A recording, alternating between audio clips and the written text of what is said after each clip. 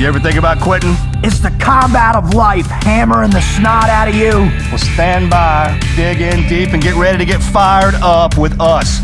Welcome to the Team Never Quit podcast, the #1 podcast that inspires you to fight on. I'm your host, David Rutherford, here with Mr. Never Quit himself, Marcus Luttrell. Our mission is to help you embrace the suck of life, to teach you the values of working your ass off, and to interview the most hard-charging people on planet Earth. We know life is hard. It's time for you to suck it up, Buttercup, and let us teach you to persevere in every environment imaginable by sharing real-world lessons learned by those who never quit. That's right. It's time, Marcus, for us to help them defeat the negative insurgency in their lives. You fire me up. Are you ready? I'm ready. Let's roll. Let's roll.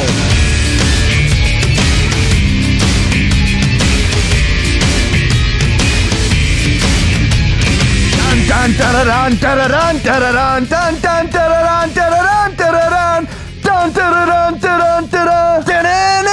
Remember when you're in the theater and you heard it and you stand up on your seat, right? And you start screaming, Rocky, Rocky, Rocky. Oh man, even when that song comes on the radio, I'll put both hands on the wheel. You know, you kind of start driving faster and just everything gets quiet in the car. Then when it's off, everybody goes back to talking. And being normal, like, no, shut up, no talking right now. Now, the reason why we get so fired up when we hear that is because it's about the ultimate underdog, dude, right? Yeah. Rocky was the, right, Wizard? I mean, he's the pinnacle of the underdog. He's the guy that no matter what kind of beating he takes, he gets back in the ring, right? He got back in the ring with Creed. He got back in the ring with who, Marcus? Mr. T. Clubber Lang, my favorite. And the fabulous Thunderlips. I pity the... He did do that.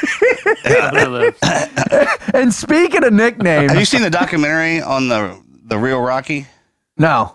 Oh man, they called him the Bayonne Bleeder. He's a real boxer, and he wrestled Andre the Giant. That's where that came from. Yeah, and he actually fought Ali. The no Bayonne way. Bleeder. The Bayonne Bleeder. Yeah, and he was the real scar tissue on his face. Yeah. And so during the fight, man, it would break open and he would just bleed. But he'd Wepner. Yeah, Wepner. Chuck Wepner, man. You can literally trace his life in kind of the Rocky saga as well. Really? Yeah. That's cool.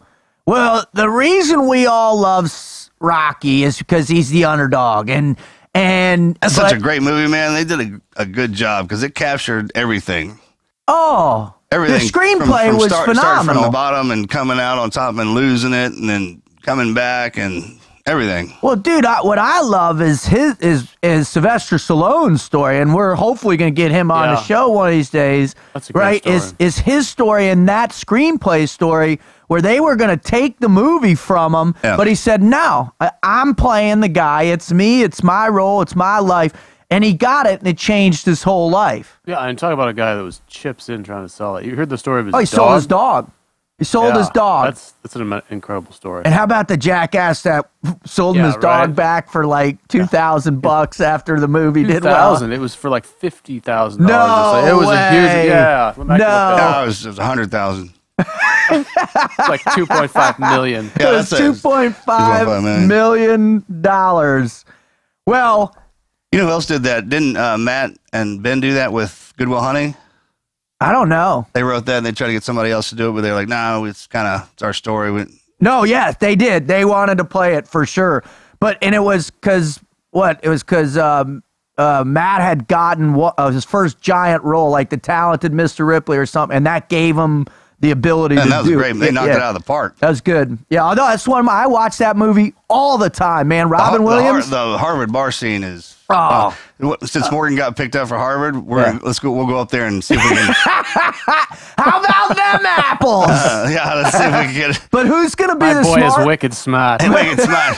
Who's going to be... wicked smart. The reason we love Rocky is because he's from Philly.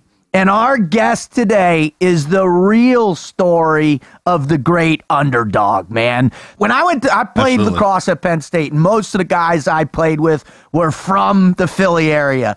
And these guys were all right, they were kind of assholes sometimes, but in the most part, they were hard-charging, tough guys, right? My one buddy, Mike Buzza, who was like 5'5", was on the under-19 all-world team. He went on, he became captain of our team. He went on and played. He was on the Philadelphia Wings. He won a world championship with them, and he's 5'5", and he's just hard as nails, man.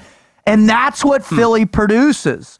And so that's why our guest today, I am so incredibly fired up to get Vince on, to have him here, that it's going to blow our listeners away. There's no doubt our listeners today are in store for a real underdog story treat. And I love the fact, too, Marcus, that what we're doing is we're setting a precedent that doesn't happen a lot, I think, on any show out there, to actually have a guy on the show that has something more in common with you than just about anybody else out there that isn't a frogman.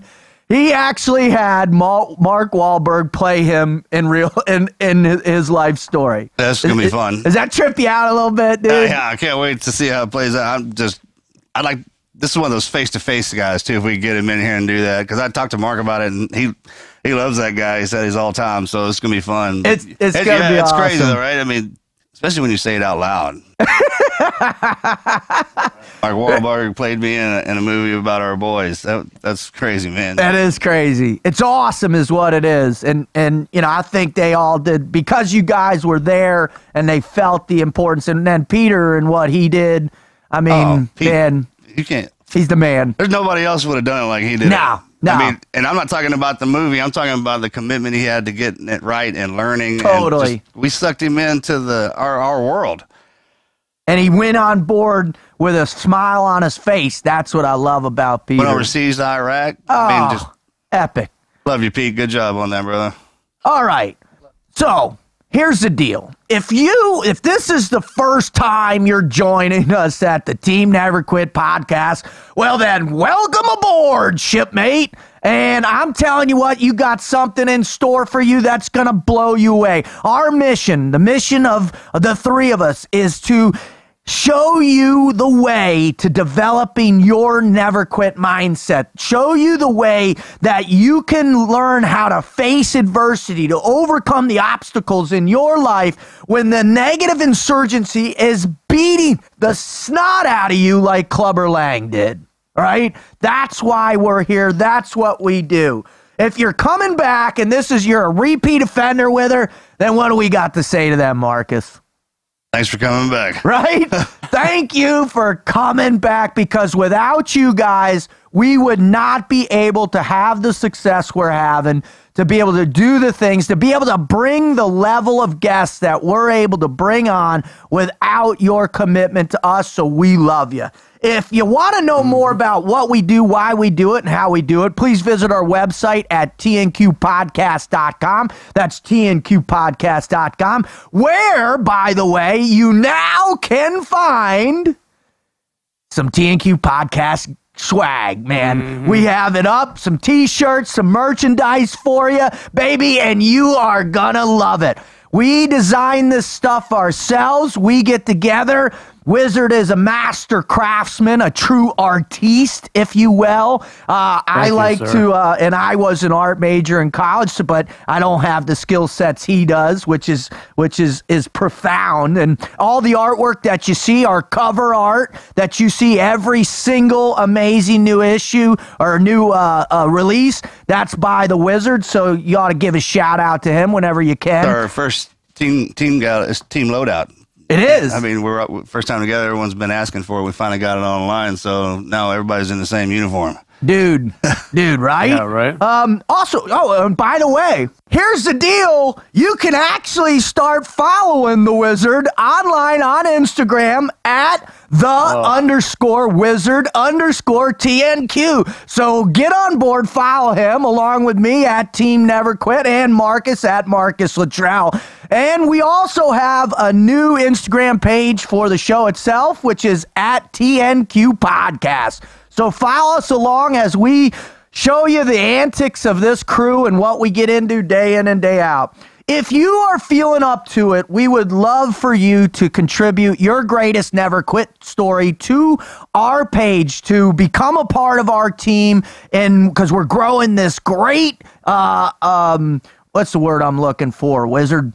It's a community. This great community of never quitters, right? And so when you post your story, we're going to post it on the website. If it's good, we're going to read it on the show. And if it's great, Marcus, Coming on. you're coming on with us to be a guest. And we've had two guests so far that were listeners, and you could be the third. All right. Now, if you want to find us, want to listen, you can listen on the website on tnqpodcast.com. Just download us there. You can, of course, go to iTunes, where most people listen to us. Just search on your iTunes podcast app, search Team Never, and we'll pop up first one. Hit subscribe, and you've got us around the clock. You can also find us on all other podcasting apps for Android and the iPhone. All right. Wizard, would you please read a little background on Mr. Vince Papale, Mr. Absolutely. Invincible himself, baby? Yeah, you're probably already familiar with a good part of his story just because of the 2006 Disney film starring Mark Wahlberg, Invincible, telling his story. But the biggest thing that you kind of take away from Vince is he was never a superstar athlete, and we'll highlight that starting out here, but extremely talented.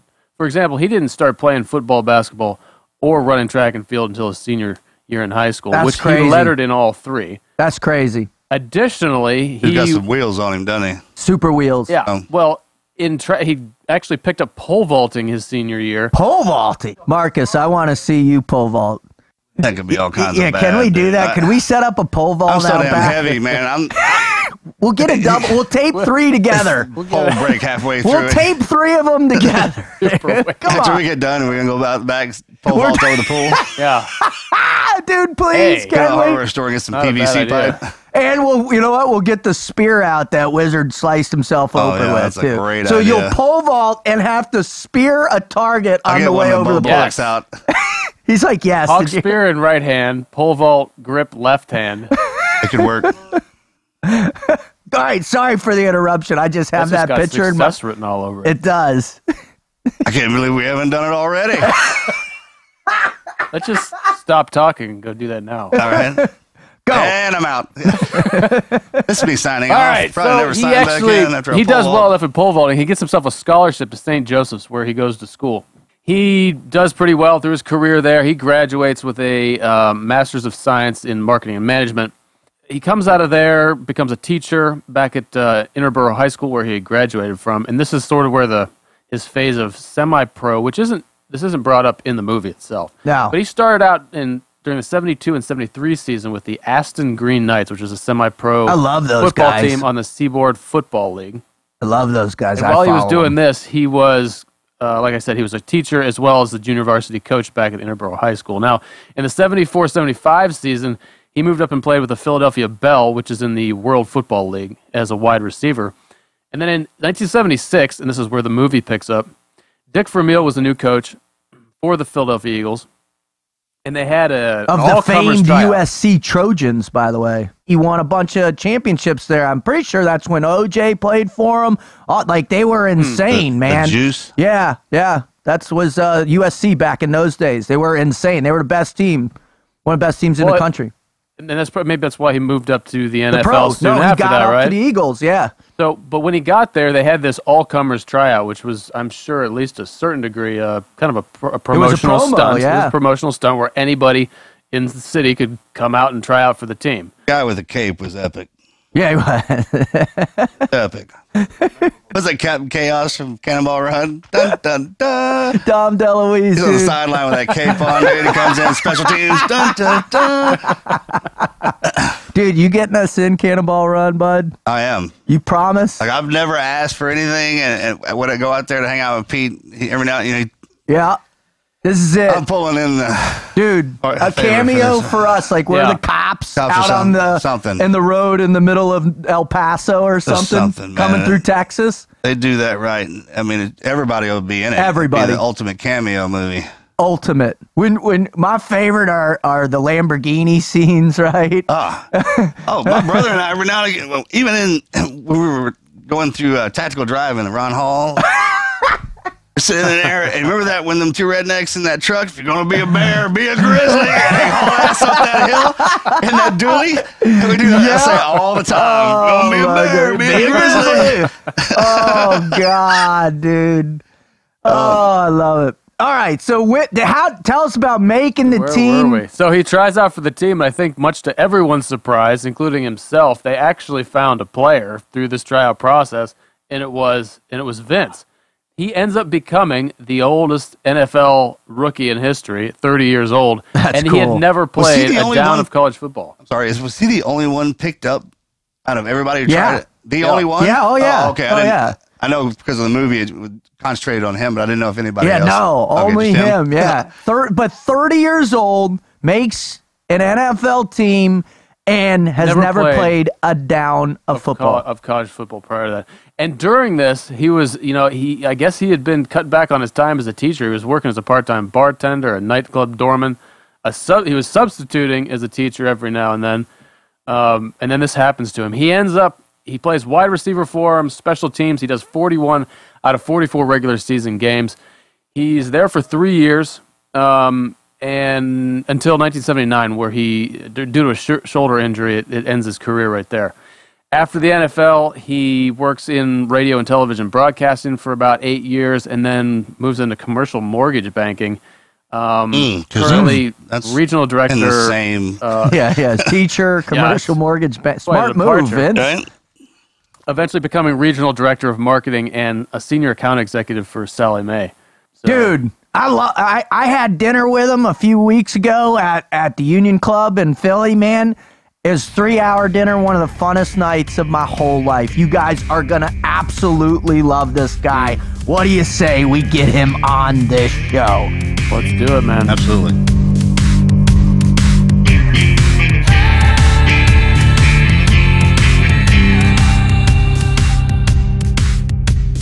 Marcus, man, dude, I gotta tell you, I played football from the time I was 4 years old, man, and I gotta tell you, man, I watched every single game on Sunday. Especially, man, the late 70s where all my coaches were wearing like spot belt like cleats and their old bike. Remember those old bike shorts? The old bike shorts, and they'd have the huge giant jaw and I had the feathered hair, and I wore the spatted cleats, and I had the towel on my in front of me because I was a quarterback and wanted to look just like the awesome guys from the late 70s. Tube socks. Oh, all the way up, dude. All the way. Brother.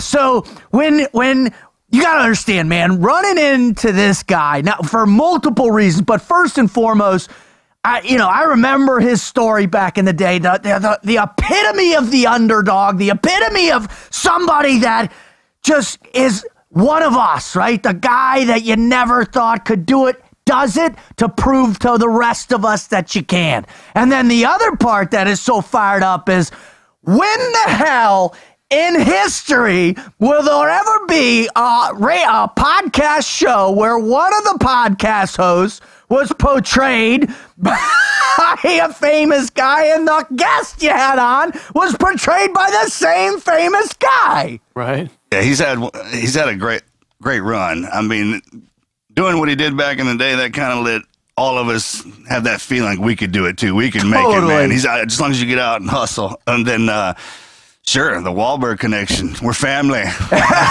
And you look just like the dude that played me. I love it. Well, let's get him on and start this thing, because this is going to be one of my favorites all time. Ladies and gentlemen, boys and girls, children of all ages, welcome the great Vince Papale. Sir, thank you so much for being here. Oh my God, I'm just so jacked. I just posted up. I said, I feel right now talking to you guys like I'm playing against the Dallas Cowboys. I have the pregame jitters. I can't even believe that I'm talking to three SEALs, guys that I admire so much in the world. And Marcus, you hit it right. You said hustle, man, and that's the word, and that's the big word for Doug Peterson winning the Super Bowl. And David, you gotta, man, you need a little bit more passion, dude. I mean, Right? That's what he Well, I'll needs. tell you what, man, you got me so fired up. So I did an event, a speaking event at the Union League in Philly about a month ago, right? You've done a bunch there. Yep. And one of the guys of the client is good friends with Vince. And so he arranged it for us to have dinner together. And he and I, for 3 hours, were just like a couple of schoolgirls, back and forth, man. And it was so awesome, dude, that it was just like, I knew, I was like, Vince, you gotta come on the show, bro. I just knew it was going to be phenomenal, man. So I'm super fired up today. Philly's great too. Tell me about the sneakers you were wearing in the Union League. They almost wouldn't let you have dinner there, right?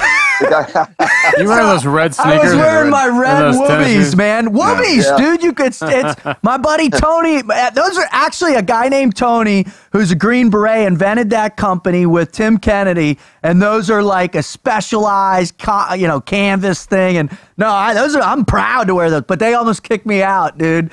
And Vince is like, "Come on, man, come on. The guy's a Navy SEAL. You can't kick him out." I would love to see them try. That would have been beautiful. So, Oh, that'd awesome. been worth the price of admission for sure. For sure. Yeah, right. All right. Well, Vince, before we get going, before we get into the meat and potatoes of this thing, man, we've got to do a little warm up, right? A little pregame, a little up down drills, but for your prefrontal cortex, man.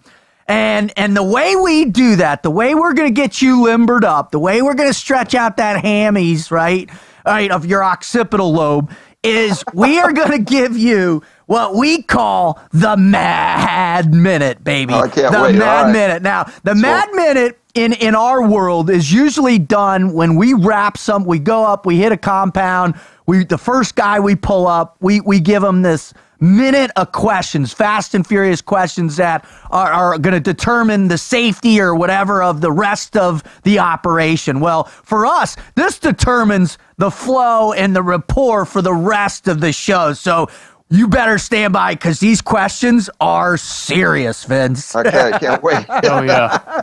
All right. Is everybody wizard? You ready? Yeah, man. Marcus, you ready? Yep. All right, Vince, you ready? I'm ready. Born All right, ready. Marcus, fire away. All right, where is the best dive bar? The best dive bar? Ooh, In Philadelphia? Oh, without a doubt. It used to be Max's. Right now, it's going to. It's going to change its name. It's going to be the Tumble Inn, but just a great spot. Great, and also the Rosewood Tavern right in Philadelphia. What they use as part of the seat. I would say the Rosewood Tavern. It's right there, man. It's Philly to a T.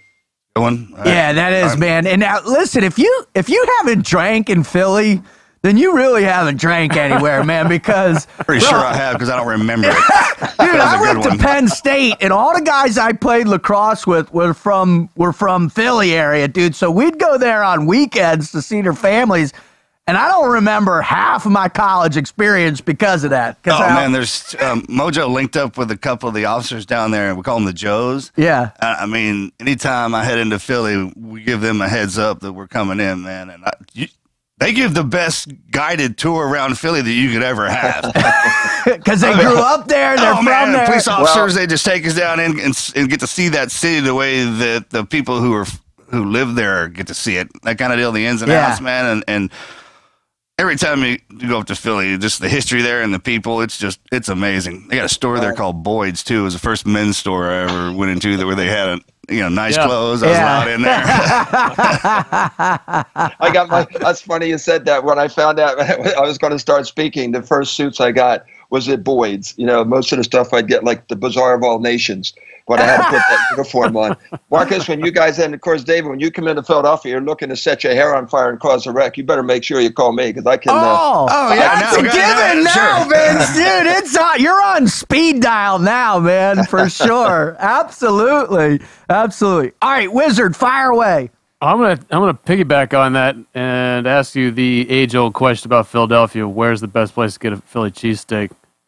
Well, they Oh, got that's Pat's and cool. Geno's, Geno's. which are the two places in Passyunk Avenue that everybody talks about. But and then there's Tony Luke, the guy in the movie that was a Cape guy. If you're looking for a roast pork sandwich, you got to go to Tony Luke's. But I got to tell you, the best, I think the best cheesesteak in Philadelphia, Wizard, is on 3rd and South, and it's called Jim's Steaks. Did you say the guy that was wearing the cape from the movie? Yeah. I was thinking about him right before we even started talking. So he owns that restaurant. He owns That Tony part Luke's, was yeah, great. Tony Luke's restaurants. Yeah, his name is Tony Luke, and I'll never forget that great scene. He said, "Man, I'm in the best shape of my life," and he has the doughy in his hand. It was so cool. And that's my man Tony Luke, and unfortunately, he just lost his son to opioids, and so we're saying prayers for him every day. He's quite a man, but that would be a place to get your roast pork and provolone.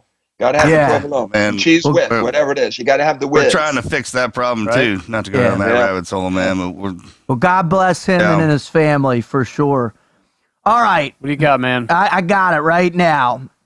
All right. If you could go back in history, in sports history, right, and get to hang out with any great sports person, modern day, past history, throughout, whatever, and just learn their secrets and what made them so great, who would it be? Well, without a doubt, it was my idol, Tommy McDonald. He was an Okie. He went to Oklahoma. It was back in those days when Bud Wilkinson he ran 50 games in a row in college. Yep. And Tommy was my idol. He's in the NFL Hall of Fame, and there was that little guy, the guy that's 5'7", 5'8", being told he couldn't have it. And man, if I could just spend some time with him. He was out there, OD baby, and I would love to have hanged with him. That's cool. So that's my guy, Tommy McDonald. And if I were to play golf with somebody, I'd like to hang out with Bubba Watson. Yeah, that would be I'd love to play around the golf with Bubba Watson. He was supposed to be hilarious, wasn't he? yeah, he's a good dude. Oh my God, they say he's pretty cool. Yeah. So that's awesome. I've always heard that. Fire away, Marcus.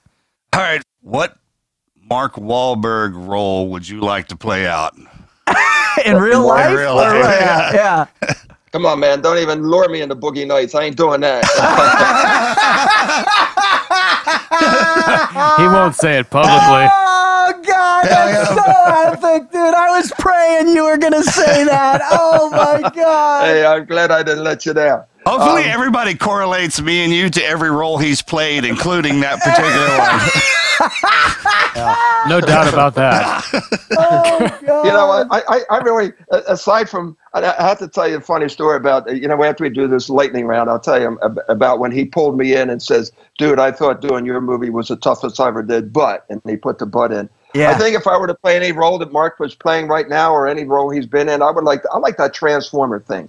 Yeah. He's got that new movie out that's coming out. I know he's shooting it down in Bogota. That looks pretty bad. 22 Mile or whatever. Yeah, I went out and visited and hung out with him for a while. We'll talk about that. Yeah. We'll go. All right. Wizard, go ahead. All right.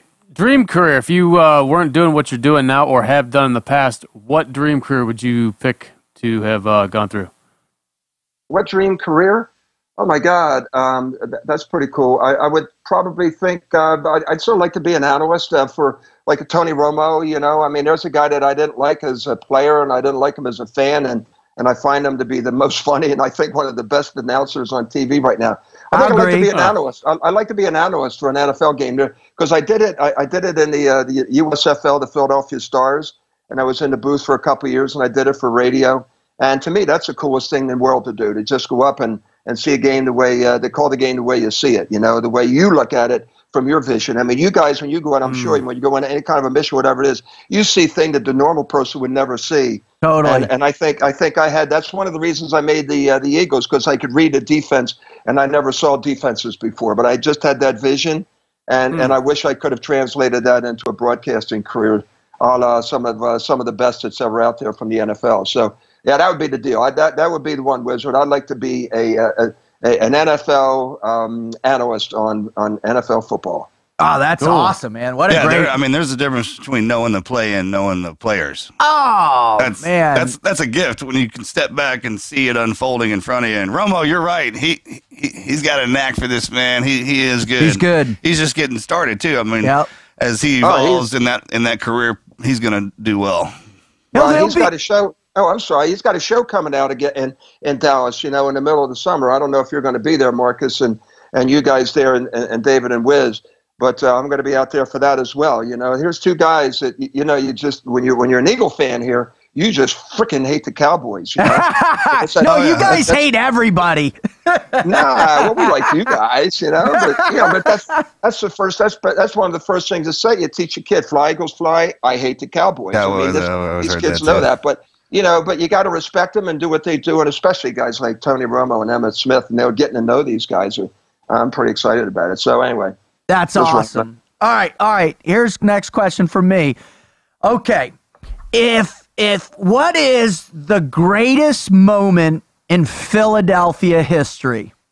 The greatest moment in Philadelphia history, other than when we beat the British in the Revolutionary War, and Ben Franklin was sailing a kite in the middle of a thunderstorm, and he got struck by lightning. That shows you where the mentality of the Eagles fans are coming from.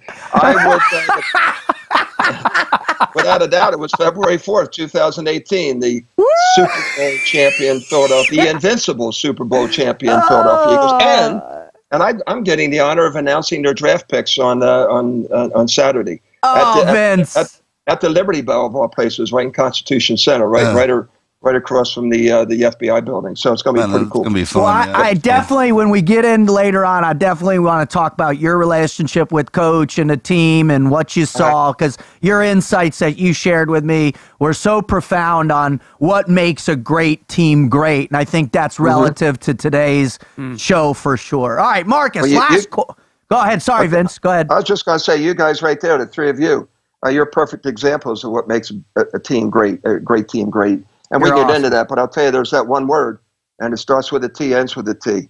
R-U-S-T, trust. It's all about trust. Amen. Belief in the guy next to you. All right, Marcus, last question, fire away. We got to hear it. What was your first purchase after your movie came out?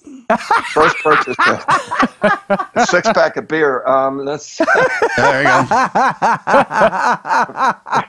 Well, I did reward myself with a nice, beautiful black Mercedes-Benz convertible.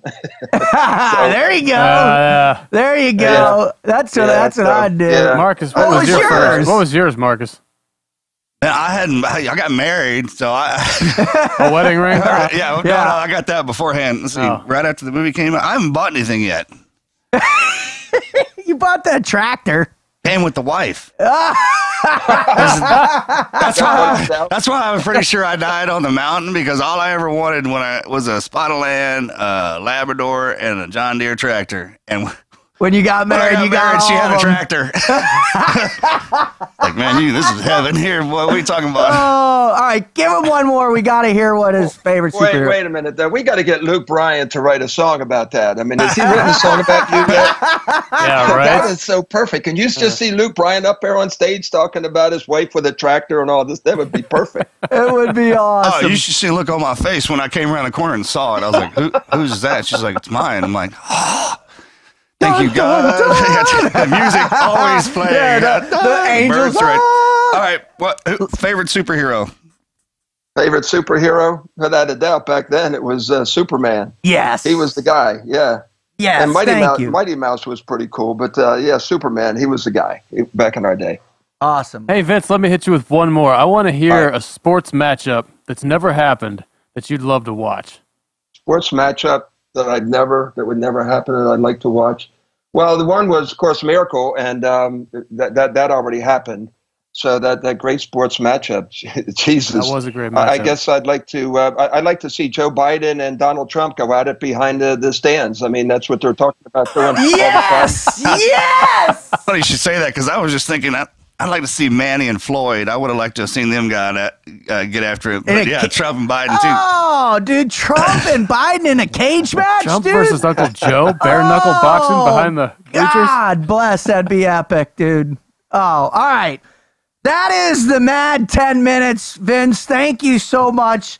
Fantastic. Your answers were amazing. Yeah. But it's time we gotta get serious now, and our listeners come here for one reason and one reason only, and it's to hear incredibly inspiring stories from real people that they can then translate into some type of motivation or inspiration to help them face the great obstacles in their life, or to stare down the great adversity that I like to call the negative insurgency in their life, overcome it, and learn the never quit mindset. So, sir, without further ado, would you please share with our listeners your greatest never quit story or stories?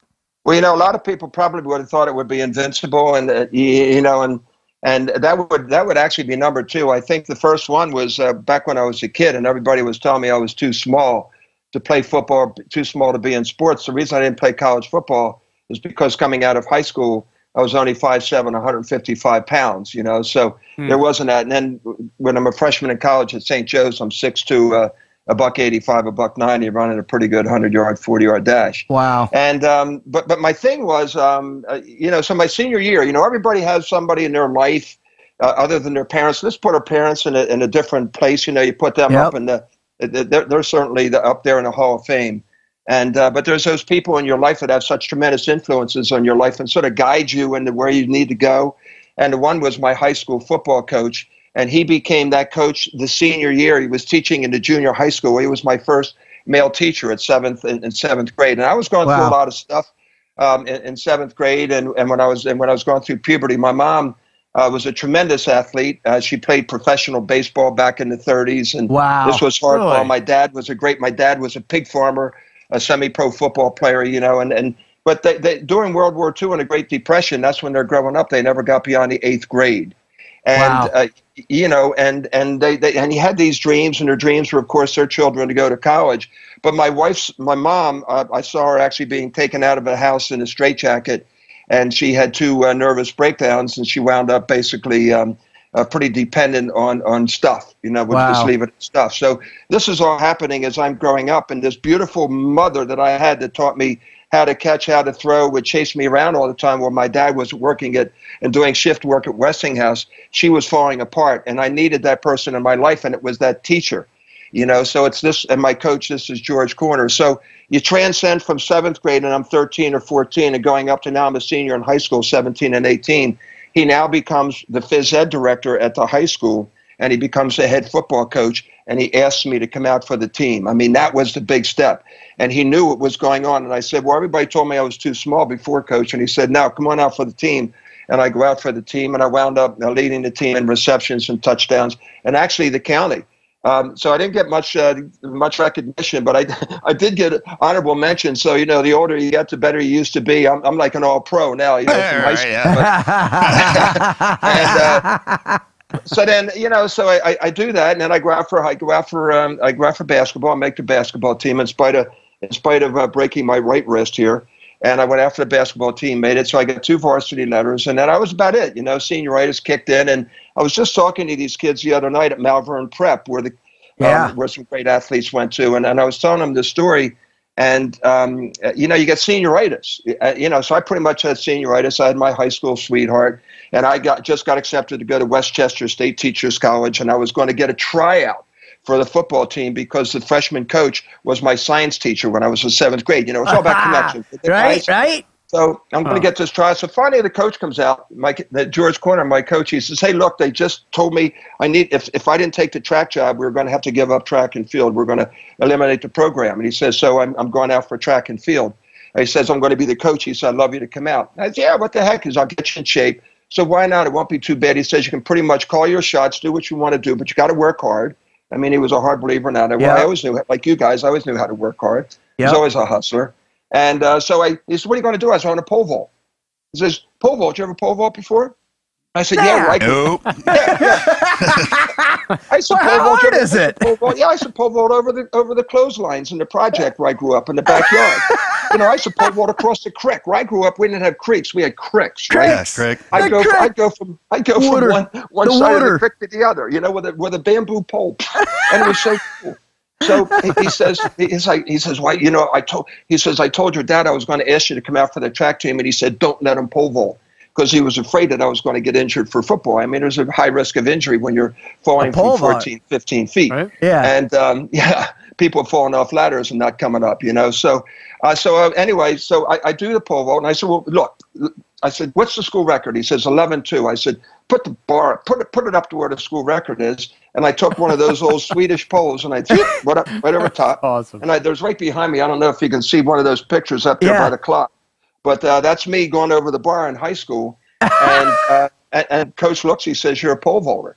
So now what's happening, I become champion of the county. I'm a state finalist doing this, that, the other thing. My coach has taken me to all these schools in Philadelphia. Oh, we already got our guy, man. We don't need you. You're this, you're that, you're the other thing. Yeah. So finally, it's Father's Day, 1964. I got my dad. My mom's real sick. She's never seen me compete in high school because she can't leave the house. My father's there on Father's Day in 1964. And this is the story, man. I'm going against these guys that all got scholarships over me. And I beat them all by 1.5 feet, and I was 1.5 feet off the world's record. I went 14.6, and John Ulesky had just hit 16 feet. It was just, I was so pissed off. I wanted to show anybody there that, hey, man, you messed with me, and I'm going to make you pay. I'm going to make you, I can't make you pay in a physical way, but I'm going to make you pay every time you compete against me. And that was always my motivation. And the one coach, I'll never forget, my first time I went against this one school, I won't mention the school and the coach because he's a great guy and I really respect their program.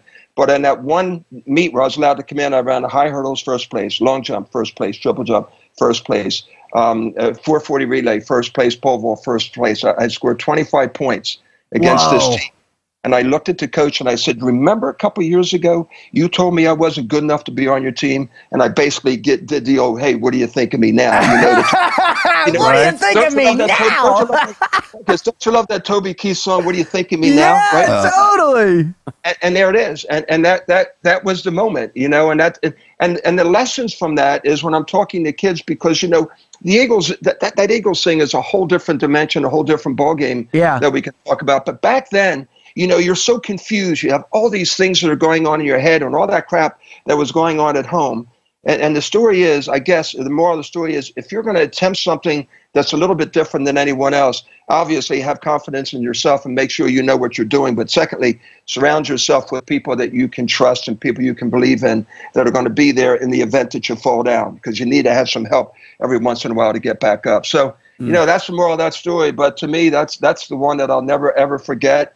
And it's the one that I use now as a parent. I try to use those things and the kindness and the gentleness and the respect that was given me by my coach back then. I tried it as a teacher. I was a teacher for 6 years. And, I ran into a kid yesterday. I told him, he said, you were so much fun because you would do different stuff. You'd pick us up and take us places. Everybody else was this, that. If we called you Vince, you didn't get crazy. And I learned that all because I had great mentors when I was a kid. So, just mentoring and being a good mentor and surrounding yourself with great people and people you can trust, I think, is the key to this whole story. I love that so much, because it's not often that we have guests come on that really hone in on the power of mentoring. For me, and I know Marcus is, we're out there, we're doing a lot of mentoring just like you, Vince. And so we're beginning to realize, and we talk often about those specific mentors that we also had going through training, those individual instructors going through buds that were stood out so uniquely to give us these real focused ideas of what it meant to be a team guy. Can you describe to our listeners some very specific traits about that coach that he learned, and can you also possibly share where he learned them and what were the core things that he taught you? Well, I think I'm not quite sure where he learned them. I know, though, he was from our neighborhood. He was from that Delaware County neighborhood where I grew up, Glen Olden, Prospect Park, and Norwood. And the high school was Interboro High School. And then I went back there and taught after my 4 years running track at St. Joe's. What I first learned about him is that, he was really kind and gentle, but he was firm.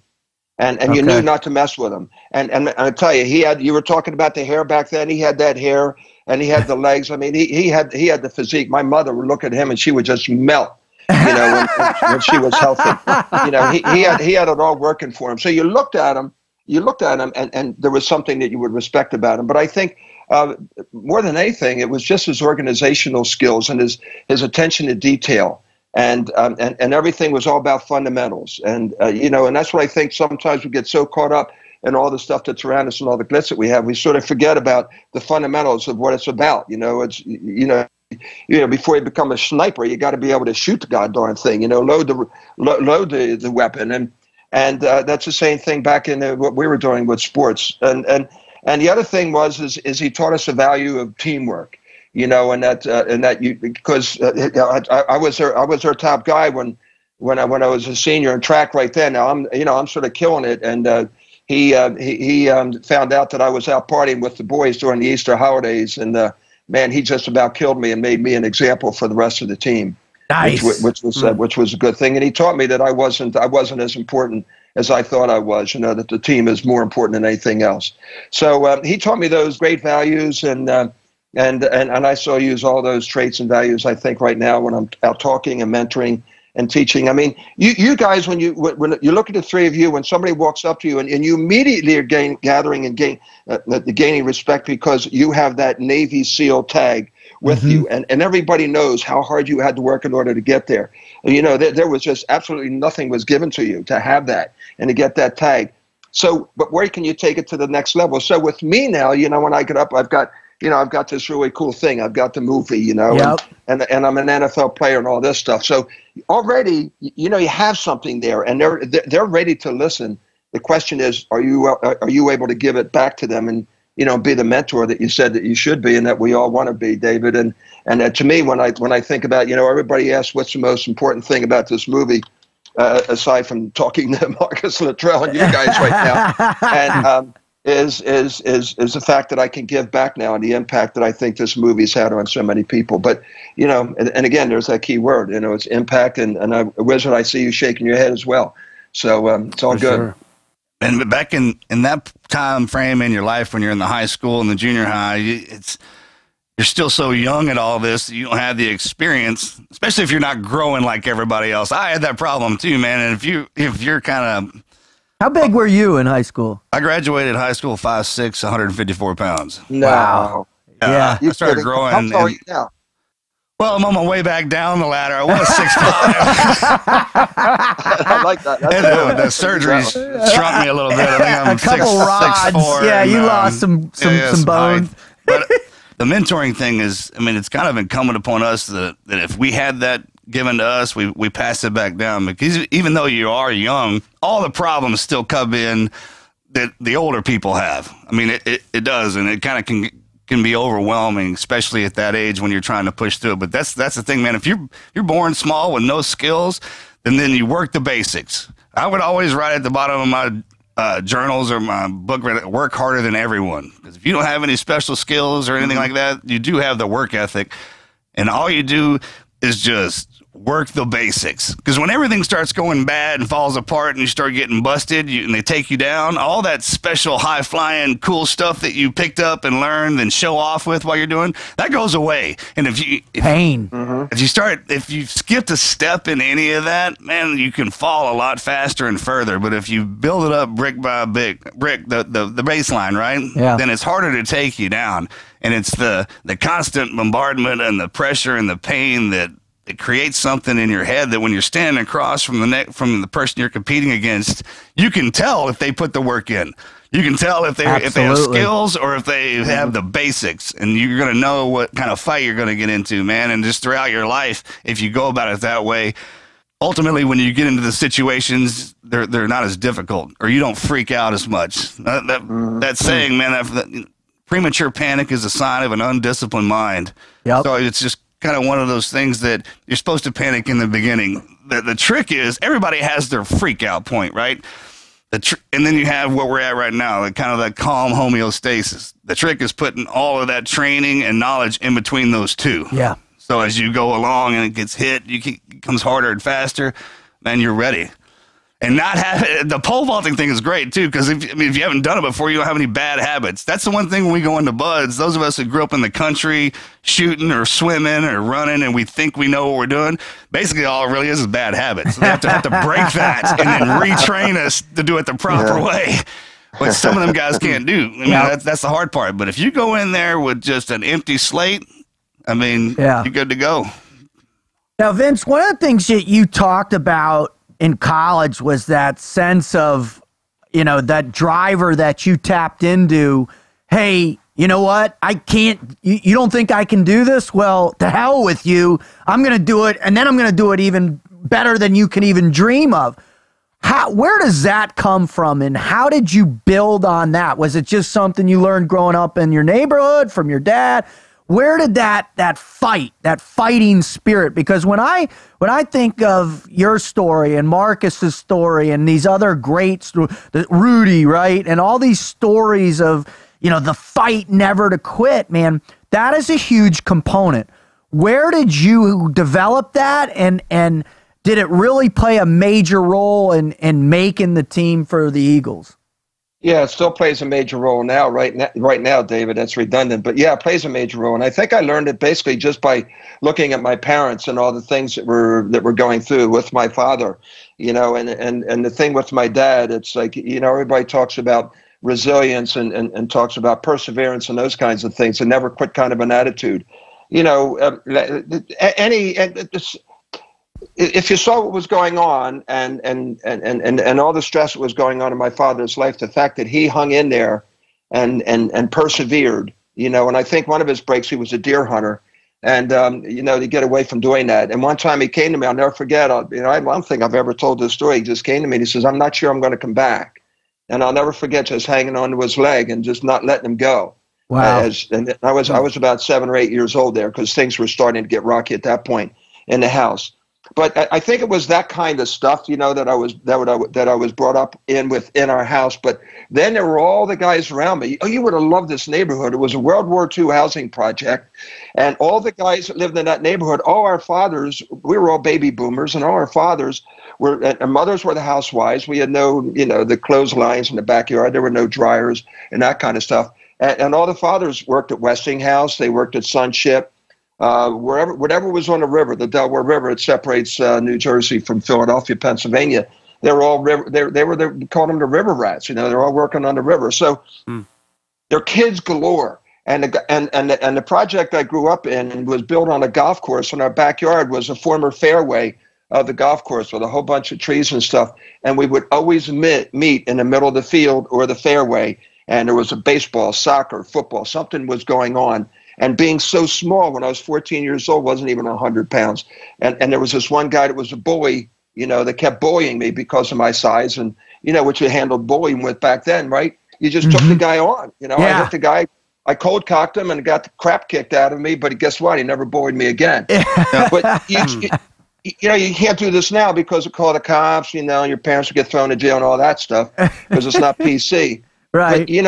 But, you know, you grew up in that kind of an environment. So every day, it wasn't like a matter of life or death, but, you know, I was so competitive athletically. Every day was a matter of survival because I always wanted to win, because to me, winning was a way of showing that I had something that I didn't have materially, that I, at that time, I was maybe a little ashamed of, you know, because I was worrying, you know, thinking about this and thinking about that. And it just carried on, you know, to high school. And then I knew, you know, when I got that shot with the Eagles, that I had to work harder than anybody else. I mean, and Marcus had alluded to it, you know, was just talking about working harder than the other guy. And I did that.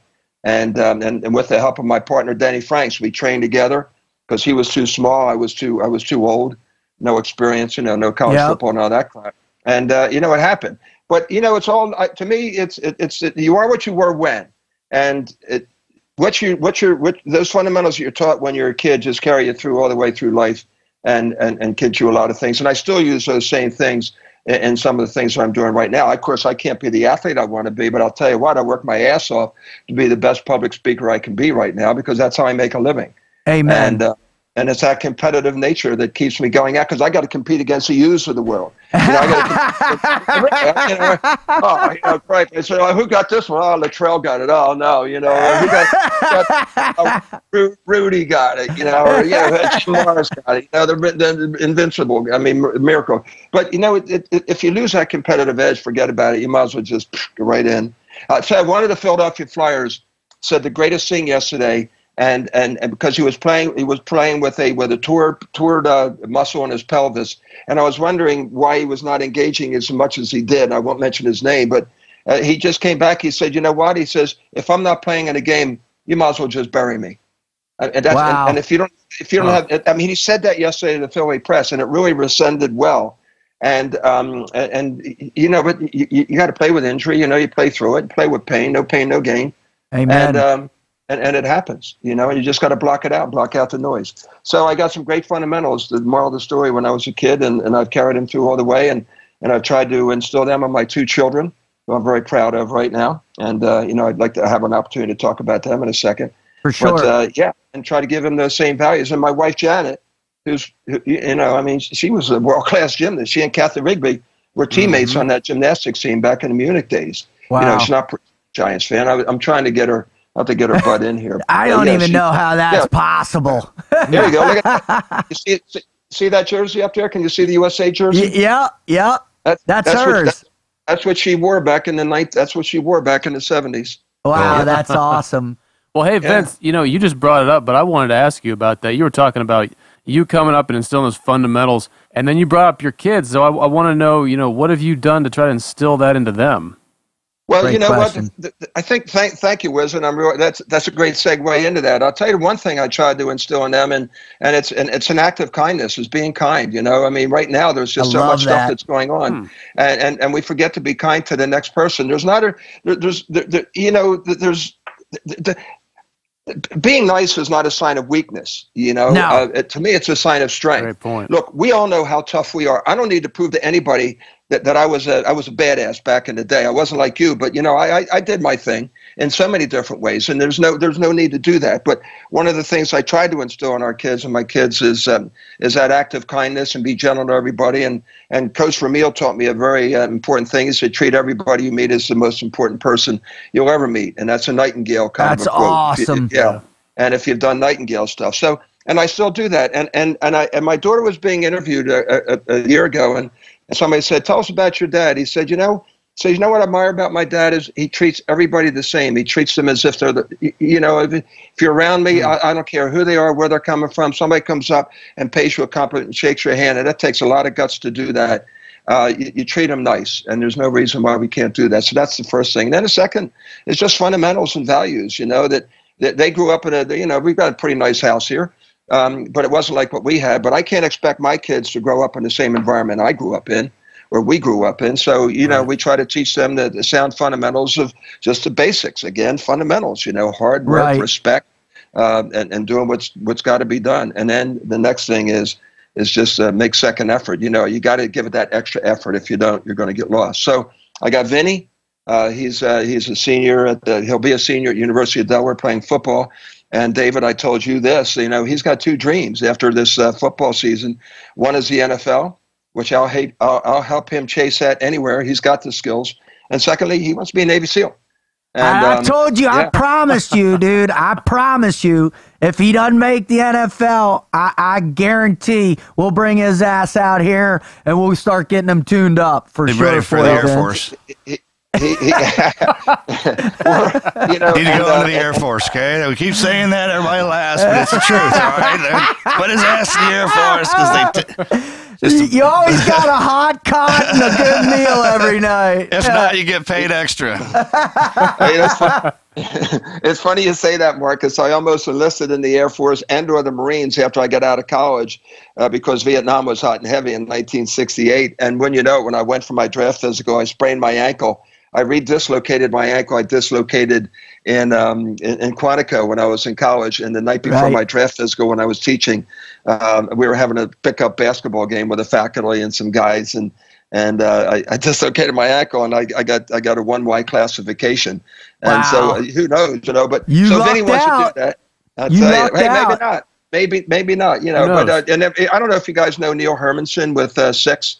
And he's done some stuff, and he's a Delco guy, and we spend a lot of time with him as well. And the more he tries to talk Vinny out of it, the more Vinny wants to try to be in it. So I can't wait. He is absolutely pumped. And by the way, I want you to know, Vinny follows you on Instagram. He said, "Dad," he says, "I follow you all the time." So wow, and then I love the pictures you post to him. That one with him making that catch the other day, man, it was just cool. And because, I've got 2 daughters, and so they're never going to be playing football, but whatever they play, I'll be proud of them. But, man, you must be so proud seeing your son, as a receiver out there playing, man, just doing it and doing it well. I mean, that's got to make you pretty stoked. And from everything you told me that one night we were together, he's a good kid. Yeah, he's a good kid, nice student. Works hard, works his ass off, and doesn't expect anything from anybody. And he's got it. And I was lucky enough during spring break. A lot of guys were partying and hanging on beaches in spring break. He went down to this XPO camp down in Boca Raton. Yep. And he worked with a whole bunch of athletes, and it just took him to the next level. So yeah, but I'll tell you what I'm real proud of him and Gabriella about is they're honor students. Awesome. And my daughter Gabriella, great athlete. She cheered. She went to Syracuse, comes out sports marketing, and now she's working with the 76ers. And everybody that comes up to say, we talked to your daughter, we talked to your son. They're really nice kids. And to me, that's the highest compliment you can pay anything. I don't care if they say it's a great athlete or she's beautiful, which I think she is. Everybody thinks their kids are spectacular. And she's been. Hopefully she looks like your wife, bud. Yeah, there's I heard that. Yeah. One of the best things about having the kids especially at an older age, and you were talking about how our physical part runs out, we still have the mental capacity to enjoy and pass down the perspective. Good perspective. From what we've done. And when you're looking at your son, man, and our physical, like I said, is kind of going down, man, they're the next evolution of us, right? So you got that mental part, and you watch them do the physical part, and that's the reward. Yeah. And we do the same thing in our family. We don't push them in any certain direction, but you just kind of want to see what they get into, and then you back them up with that. And it is something, man. The kid part, it's just like it's a whole new life. It just brings everything it does. into perspective. All right, well let's pivot a little bit here because we've got something really unique that I don't believe happens a lot in any radio show, podcast, TV, or anything. The fact that both you and Marcus were portrayed by Mark Wahlberg in your life stories. What was that like, Vince, when you found out he was going to portray you? What was kind of the process? Were you just blown away by the fact that it was going to happen, and then that Mark? And can you tell us a little bit about that relationship and how it grows? Because everything I've learned from Marcus about Mark, and we had Mark on the show, was he really is just this considerate guy about playing you in the movie. So could you chat a little bit about that with you and Marcus?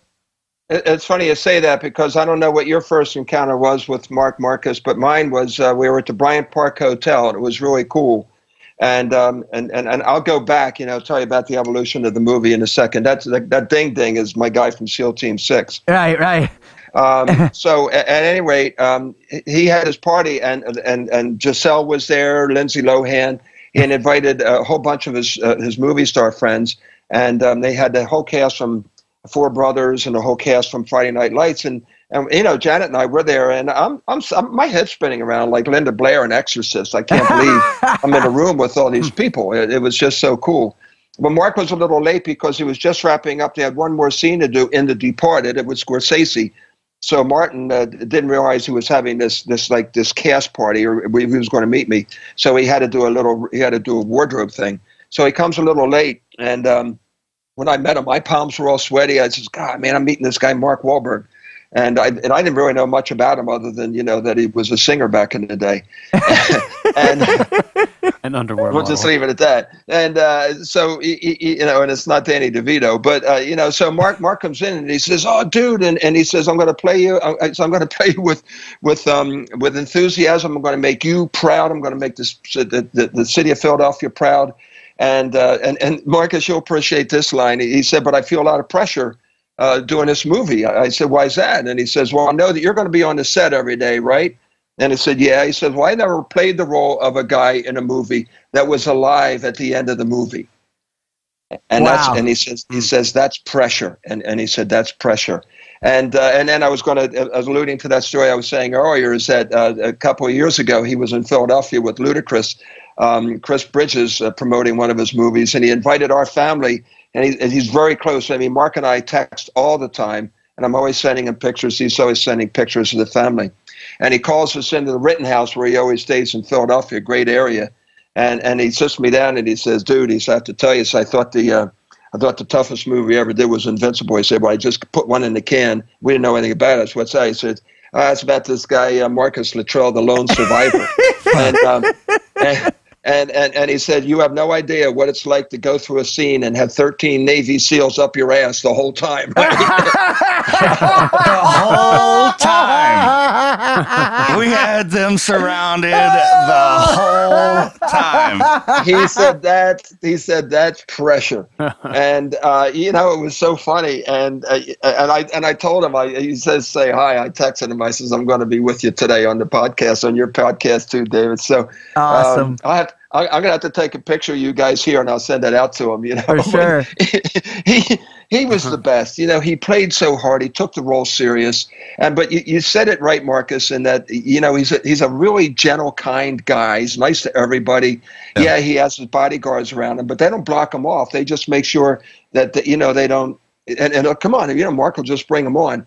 And I remember walking through Philadelphia when the movie was first coming out, and we were doing some stuff, and it was just him and me walking up like Sansom Street, where all the bars and the clubs are, and it stopped traffic. It just wow. just people, oh yeah, just say, hey man, what's up? So very cool. Really proud to have said him. People say, oh, he's a little bit, because he's not quite as tall as I was back then. I said, you know what? You don't measure a person by how tall they are. This is how you measure them. And that guy's got a great heart. Amen. Hard worker, very smart, and a tremendous athlete.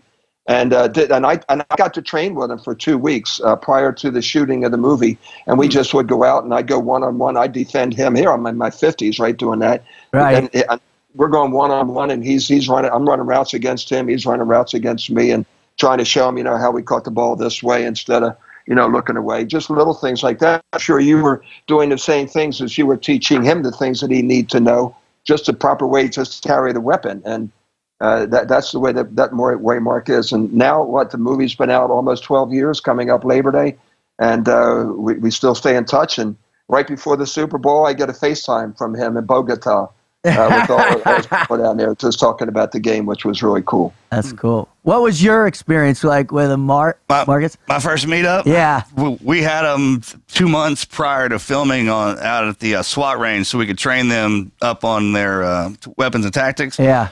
And same thing. He was wrapping up Pain and Gain, I think. Yeah, with Denzel. No, that's right? Two Guns. Oh, no, with The Rock. With The Rock. Yeah. And sure enough, he came out. He was out on the set, and Mark had him. There's a lot of Marks out on the set. Stemos was rolling him.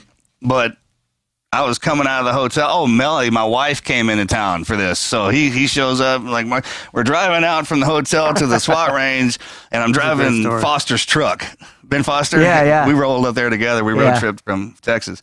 Anyways, Good Vibrations comes on the radio, and I kind of turn it up. And my wife's going, she's kind of bobbing her head and dancing and whatnot. And then she goes on this little diatribe about how much she loves Mark Wahlberg and had all the posters on her wall and this whole nonsense. I'm kind of like, wait, what? I just get quiet and I roll in and I get out of the truck. We walk in and walk out to the range. He's sitting there and he's like, hey, Mark Wahlberg. I was like, hey, Marcus Luttrell.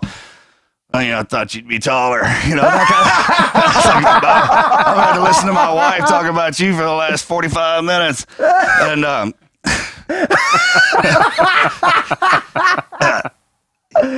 from that moment on, man, because we had a couple phone conversations, and he was the one. I didn't pick the guy to play me.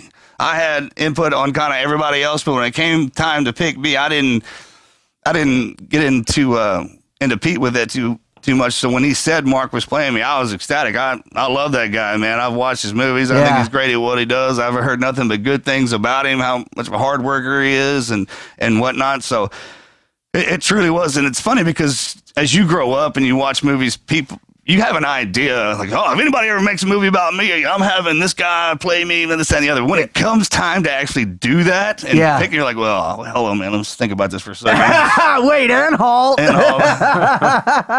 And but when Pete said Mark was taking it on, I was like, fine, that's great. because he's one of those actors, man. I didn't tell him that he needed to play me a certain way or do this. I was just there to answer questions. And, he just watches. Like, he just kind of watches off on the side how you interact with everybody and how you move and whatnot. And while we were training up the other guys, I had a rifle in my hand. And then he's a lefty. Yeah. But no big deal. Morgan's a lefty. Yeah. So, I mean, by the time we were done with them to start production, they were good to go. They were running, gunning shooters. I mean, hell, Foster we was pinging still at 1,000 yards, easy day. Really? Oh, yeah. Wow. And then on set is different altogether because they were surrounded by Navy SEALs the entire time from the time it started rolling. Well, through the whole thing, especially strapped up on the side of the mountain. Everybody was harnessed in except for us because we had to move around. And, I mean, it was verbiage, finger position, foot position, everything. Yeah. But they became such a well-oiled team that it was a pleasure to be a part of that, actually. Well, let me ask you. I think the only thing I did say to him, I was like, whatever you do, he goes, you got any advice for him? I was like, whatever you do, just don't try and do a Southern accent. Let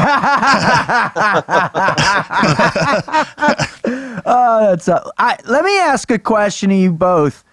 When was the moment where, like, it was just so surreal for you guys that, oh my God, there's a movie about me in my life? Vince? Well, there were two moments. The first was when I walked on set for the first time, and it was at Franklin Field, University of Penn Stadium. But to see it at the end, and they had a screening, and it was up in New York, and they had everybody from the NFL were there, people from Disney, people, the major, whoever it was, Adidas, whatever was there, and they were all there, Gatorade, all the sponsors, and I got Mark right behind me with Gabrielle on one side. Now, Gabby's 11, Vinny's 8. At that point, and then I had him sitting next to Janet, and I'm watching the movie, and I couldn't even. As soon as I saw the Disney thing come up, I like got in tears. It's just like, oh my God, you da na na na na na, and so I'm watching the movie, and I was just amazed at how they put scenes together, because back then it's like, it's just a puzzle. You take one piece of the puzzle, you do it here, you do another there, and then all of a sudden they put it all together, and all those scenes that you saw like in the football action just blended right together and made it look like a play. And here it took 2 days to make one play, right? Right. So that was pretty weird. So I'm looking at it that way, not even imagining that the story's mine until the very end when they showed the highlights and they had all this film and stuff from the back, and I busted up. I started bawling like a baby. I said, holy crap. Well, guess what? Mark was too. Behind me, and he got into it, and then my children were, and then the producers, who were the biggest practical jokers in the world, flicked the lights on and said, we knew we were going to get you. And that's when I knew. That's when I knew. And but it's still I can't get over it. And I watch your movie all the time. Shooter is one of my favorite Wahlbergs. I watch it all the time, and I see Invincible all the time. But I still can't get over the fact, after almost 12 years now, that they made this little thing called Invincible with a Disney movie of all, which was Disney was great to work with, and that it's me, but I always try to flip it and say, hey man, it's every man's story. Anybody was told they couldn't do it, we showed them. Marcus, what was yours? Yeah, mine was different. Mark just took the helm, and I never really concentrated on watching that part. And I was just nervous about getting it done right. Yeah. For the boys, for the families, that I couldn't concentrate on anything else. And I don't watch it. Yeah. And I don't think people. I mean, you kind of realized how bad we had it. Yeah. And then at the end, after when they put the live feeds, the real guys up on at the end, they show kind of us and whatnot, and how similar the guys looked and how well they portrayed them. After the film, I remember Melanie. Everybody just kept walking up and just kind of hugged me, crying, just crying. Yeah. And I was like, no, I'm fine, because I'm fine. I'm fine, and you wouldn't think that after watching it, I guess. Yeah. Then when the movie came out, I was at home, and my hometown and the surrounding towns shut all the movie theaters down and removed all the other films and just played Lone Survivor in every theater for weeks. Wow. Yeah. And I just kind of... That's big. Yeah. And you know me, I don't like all that attention.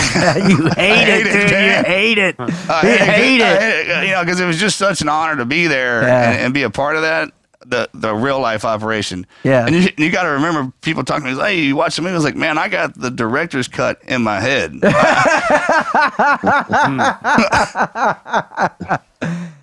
So, and you're same thing with our film, man. Guys got hurt every day. I mean, so much so they had to life flight them out of there just because we didn't use any dummies or any CGI. Mm-hmm. Those stuntmen and the actors they're like, it's an honor to be here, and I'm not going to shortcut anything because of what you guys went through.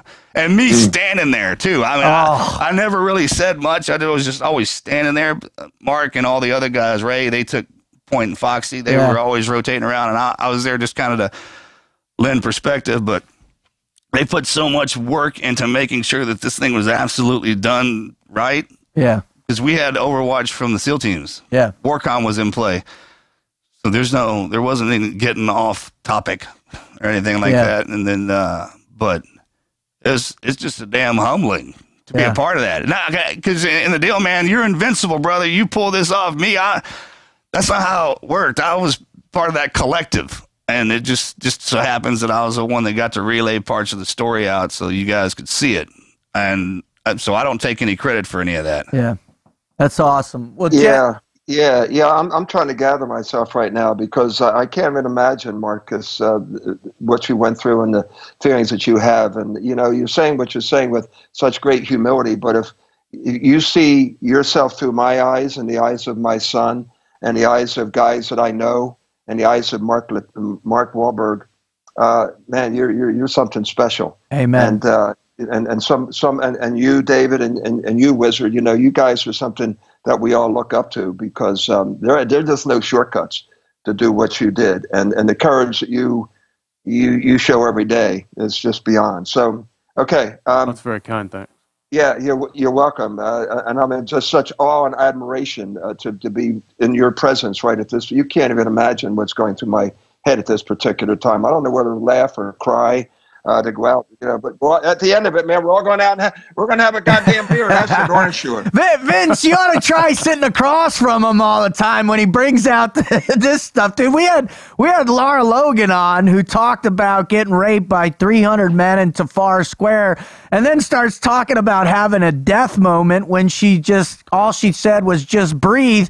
And Marcus leans up and goes, "Yep, I know what that's like." And they had a 10-minute conversation about it, and I'm sitting over here with my mouth wide open going, holy Jesus, dude. So, no, I'm feeling you, bro. I feel it all the time with him, dude. That's why we love him so much. Thank you. So, Vince, all right, we're closing. We're coming to an end here. One of the things that we always like to try and do is finish by you sharing, I don't know, 3 or 4 or however many you think the relevant aspects in your life as you see it today, looking back, that can be transferred to our guests. So the person that's, you know, that their parents are sick, or one of their parents is sick, or the smaller kid that's struggling to make a team or something, or just the person that's going through cancer or something, you know, what can you tell them to help begin lighting that fire in their gut, to get in, to have their invincible moment, their never quit mindset? Yeah, that invincible moment, that's a good point. And I always define the invincible moment when I'm out speaking as that moment of truth in your life when you've made that tremendous decision, that decision that's a life changer, when you've had those events in your life that change your life. And or you might just switch jobs or something like that. You mentioned cancer survivor. I'm proud to say that I'm a 16-year colon cancer survivor in May. Awesome, Vince. Yeah, so you know, I kicked colon cancer in its ass, and thank God, literally, thank God I took that test. You know, Janet, she stepped out on me, but she threatened to trade me in for a couple of 30-year-olds if I didn't get a colonoscopy. And I always tell everybody to get one. You never know what they'll find up there. You know, last time they found my father's shoe. But anyway. I wonder where that was.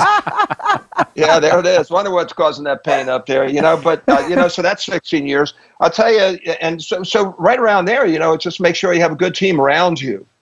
And I'm often reminded of my son Vinny. He made the USA team, and we were in Dallas of all places, and he was being introduced to the USA team. They're going to play Canada, and they gave us this plaque, and you guys will appreciate because you're the greatest team ever. You play for Team USA.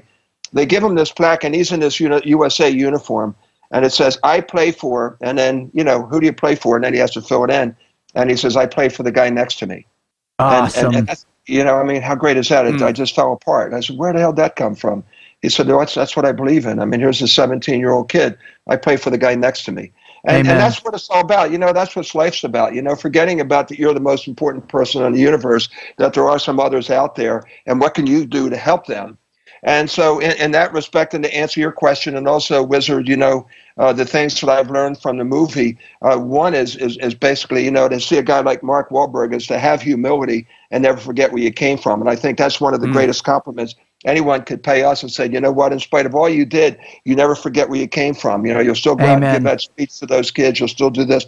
You'll still do that. So the one thing is, be humble. And that's one. The other is never forget where you came from. Certainly work your butt off, work harder than the other person, and make second effort a part of your personality. Surround yourself with a great team, with a good team, and make sure that those team you surround yourself with can be trusted. And I think one that I've learned tremendously from Coach Dick Vermeil and also Coach Doug Peterson is have faith. Amen. I know Coach Doug. He has what he calls devotion every morning. He does it on his own in his house or wherever it might be, and he does devotion. And I said, Coach, what does this devotion give to you? And he said, it gives me peace.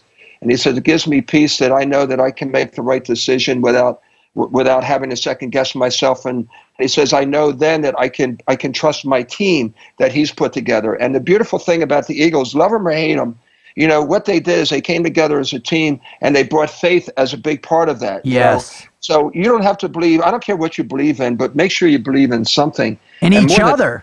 In each other, and the other, and believe in yourself, and don't be afraid to take risks. And I take risks every day I go up and speak, because as you know, because we've done it, we're a whole bunch of strangers, and then we're out there trying to tell our story, but really our story is their story.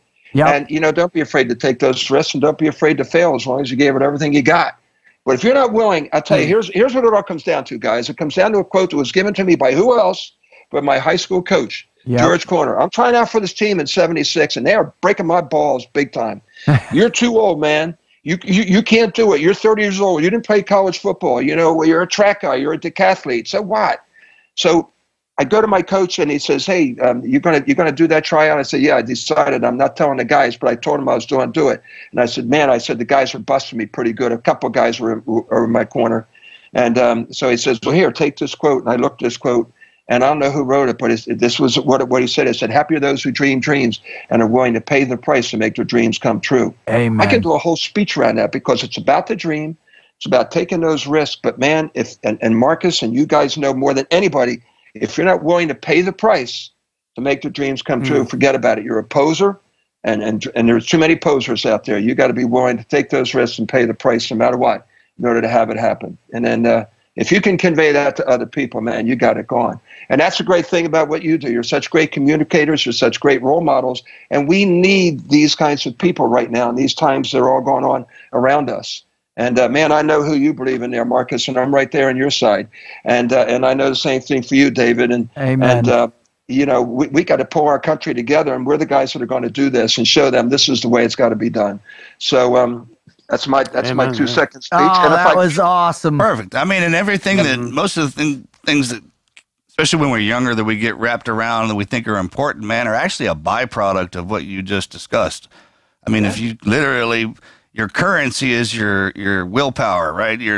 Or if your willpower is your fuel, or your fear could be the fuel to spark that willpower that pushes you in the direction that you want to go. You don't have to have all that existential stuff to become successful, man. You just got to have yourself. Yes. And if you put the team around you, hell, I never took myself seriously at all. I took the situation serious, and the guys to the right and the left of me, man. That's the reason I worked out as hard as I did, just because it was just an honor to be there. The collective reward is the accomplishment or the obstacle that we overcame. There's no setbacks or anything like that. That's the test. Yeah. If you're standing in that moment where you're debating on whether or not you should go forward or go backwards, that's the test. There should be a huge sign going, all right, this is my moment. All else fails, shit's falling apart, man. Be brave. You know what that means? Just stand there. Just take it. Take it. Take it. I love it. Amen. Well, Vince, brother, sir, you are beyond an inspiration that was to great, us. man. This is one of the best shows I believe we've ever had. The work you're doing out there with all those kids, all those companies, all those people, how you represent the NFL, the Philadelphia Eagles, and most importantly, you and your family is so honorable and so admirable that, sir, I hope, man, I can do it half as well as you, because if I do that, then I'll be doing it well, brother. Well, you're doing pretty good. And if I can, I'd like to, there's my book that's out with my buddy Danny Franks, the guy, the Michigan guy. We wrote a book called The Last Laugh, and Mark Wahlberg writes the foreword in it. And we talk about vision, valor, vehemence, vitality, and victory. And we have a victor's code, and you can get it on Amazon.com, keyword Last Laugh. Vision to Victory. So it's out there, and man, it's what we are all talking about. And we have people that have given their stories to us that come from all walks of life that took it from there to there, and it's Vision to Victory. So, and that's what it's about. Ooh. Hey guys, I can't begin to imagine. Where else, Vince? Where else can people follow you? Where can they find you? What's your website and your Instagram page? Tell us where that is. Okay, cool. Yeah, my website's vincepapale.com, of course. Instagram is Vince Papale 83, and Twitter 83 Invincible. And you connect up with me. You connect up with me on LinkedIn. I never turn anybody away, I think. And I will connect up with you and keep you there. But it's Invincible 83 Twitter, Vince Papale Facebook. I'm out there. You can just get it to me anyway. And then Vince Papale 83 for Instagram. But you know what? It's just, isn't it great to be in a position we're in right now? Amen. And make a difference. And, awesome. that's the beauty of it all. That's why we're put on this earth.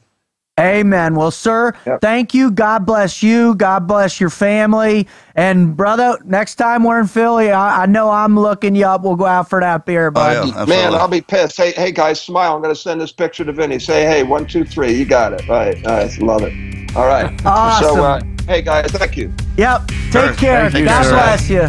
Go USA. Go USA. Always.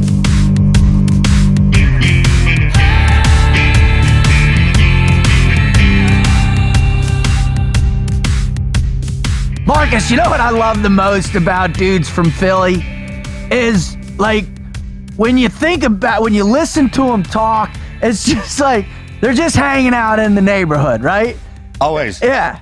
It's In never the moment. Yeah, it's never like Great storytellers. Yeah, and there's never like, it's just they're hanging out. No matter if they're in front Never of a dull moment. No matter what's happening. Ever, dude. That's cool life, man.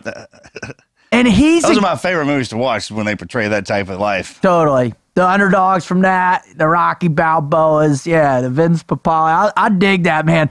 What was also really cool about him is, and it just blows my mind. A dude, I played football for 14 years, man, and for him to never have played a down of football in college, to walk on and play at 30 years old in the NFL is insane. That's incredible. Like we said in the intro, he was never a superstar, but the stuff his accomplishments, he's just a naturally ultra gifted athlete. They made a movie about it. Talented man. They made a movie about it. They did, right? Yep. They totally did. With Mark, too. With Mark Wahlberg. Yeah. If you get a movie made about you, one thing, but if it's with Mark, it's a big deal. I had to do with I was out there with a team to get that done. Yeah, right. Guy did it by himself. He did it by himself, right? A teacher. I love it. I just think Vince is such an incredibly motivating dude too, right? Yeah. He's just a down to earth guy that had a dream. He had He's a the one you want shot. to go back to be a teacher now.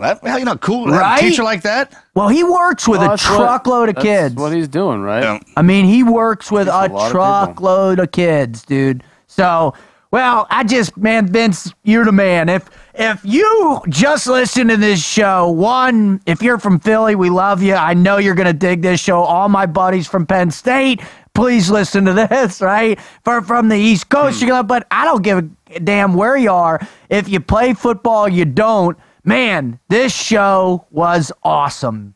If you're a first-time listener, thank you for joining us. What a treat you just got. Man, epic. If you're a repeat offender, man, thank you. Absolutely. Right? I mean, they keep coming back, Marcus. That's amazing. They keep coming back, Wizards. Except we got a great guest. Yeah, right. It ain't us. No, it ain't us. Yeah. It ain't us. I know. I like to think sometimes it is. Yeah. I go in my little fantasy world, in my Invincible world, that it's actually me, but it ain't. All right, if you want to know more about what we're doing, why we're doing, and how we're doing, go to tnqpodcast.com. Check it out. If you've got an amazing Never Quit story, please throw it up on the website. Submit it. Even if it's not yours, tell your story about your brother, your sister, your aunt, somebody down in from the neighborhood on the block. You know, tell those stories because we want to hear them. We're creating this incredible community, this incredible team of Never Quitters with these phenomenal stories. So submit those. We love having them. We read them almost every show. If they're great, we read them. You know, we're posting them all. If they're really good, we're going to read them on a show. If they're awesome, Marcus, Coming on. you're coming on. And next recording session, we're going to have a guest listener come on and tell their story. All right. Listen, here is the deal. We have swag. We have gear. Oh, Some have more swag than others. Oh, that's We have Team Never Quit podcast t-shirts. Yes, Just we go do. to the website. You'll see our beautiful model faces modeling all these shirts and the rest of our merch, man. You will love it. Check it out. Buy it. Support the team. Dig it. Hey, you asked for it, we got it. You asked for it. We got it. All While right. they last. While they last, because they're going to go hot, baby. They're going hot. All right. If you also have any And I questions, can't believe I'm saying this, but if you call in the next 2 minutes, we got to. One of these days, we're going to do live shows great and do infomercial. that. Yeah, we need to Right? just find the corniest one that we can find and go to work with that one. Oh, that's coming soon for sure. If you got questions you want to ask us, there's a place on the website to do that. You can shoot in your own questions that we could ask during our guests during the Mad Minute. That's a lot of fun to do. If you want to follow us, we got some new social media people on board. The Wizard himself. Wizard, what's your social media? Search for the Wizard TNQ. Search for the Wizard TNQ and you'll find him. You can also find the official TNQ podcast Instagram page at TNQ Podcast. I'm at Team Frog Logic. And of course, Mr. Never Quit himself is at Marcus Luttrell. All right, baby. I just got to say, if you want to listen to us, you can find us on the website, download right off there, tnqpodcast.com, on iTunes, of course, right? Go to your little iTunes podcasting app. It's the purple one on your phone. Open it up, go to your little search engine. All you got to do is type in team. We're the first thing that comes up. Subscribe, and you can have us on demand morning, noon, or night when you're driving into work, when you're driving home from work, when you're getting ready to work out, with if you want to listen with your kids, if you're out hiking in the woods, if you're trying out for an NFL team. Listen to our show. It'll get you super fired up because it's filled with amazing guests, amazing Never Quit stories. As one of our listeners put it, grotesquely motivating. Yeah, it's grotesquely motivating. We are grotesquely motivating. All right. Thank you so much to God, Christ, my girls, my family, the sunshine. I want to thank my friends and family. I want to thank all the people who listen to this show. Without you, we would be nothing. We wouldn't exist. So thank you. I want to thank you, Vince. God bless you, brother. We love you. Thank you so much for all that you have done and all that you are doing, teaching people to be invincible. I dig it. And I want to thank you too, man. Thank you so much. I appreciate you being here. I appreciate the effort. I appreciate all that you do. And I love doing the show with you cats. Thank you. Right back at you, bud. Vince, man, that was amazing. It was Mark loves you, man, and I was really excited to meet you and So hear your cool. story. It was, man. So thank you again for coming on here and doing what you do. And to everybody who keeps bringing us back, man, we can't thank you guys enough. It truly is an honor and a blessing to be up here and to and bring these guests on and to connect everybody the way we're doing it and building this team one person at a time. Thank you all for that. I'm out. Out.